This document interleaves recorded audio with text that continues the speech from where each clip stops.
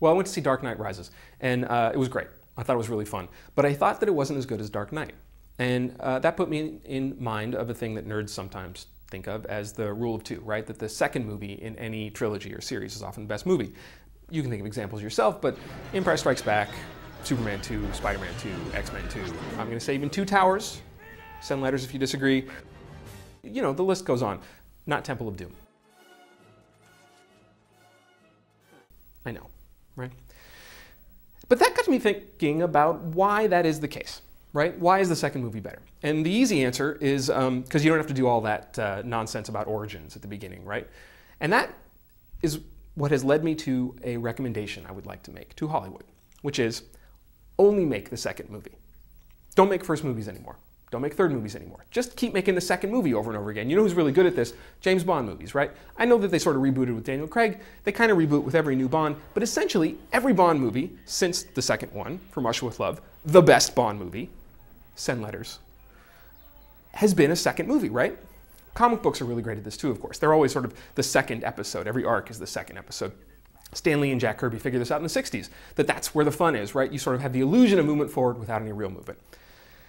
It's the kind of thing that makes me a little nervous about Man of Steel coming up, the Zack Snyder Superman movie, in fact, because when I hear that two big movie stars are playing Jor-El and Jonathan Kent, Superman's real father on Krypton and his adopted father on Earth, I think, oh God, we're gonna have Superman with daddy issues, right? And that's not what I want. I want to see Superman being super, right? I mean, what was the best scene in the last Superman reboot, right? It was the rescuing the airplane, right? That was awesome. The rest of the movie, you know, less awesome, right? And I think I figured out why this is. In a superhero movie, in an action movie, the hero is actually the antagonist from a story structure perspective. Here's what I mean. The protagonist, if you go by like the McKee school of storytelling, is the person who has the goal, is the person who's trying to achieve something with constant obstacles, with opposing forces, always undoing that person's efforts.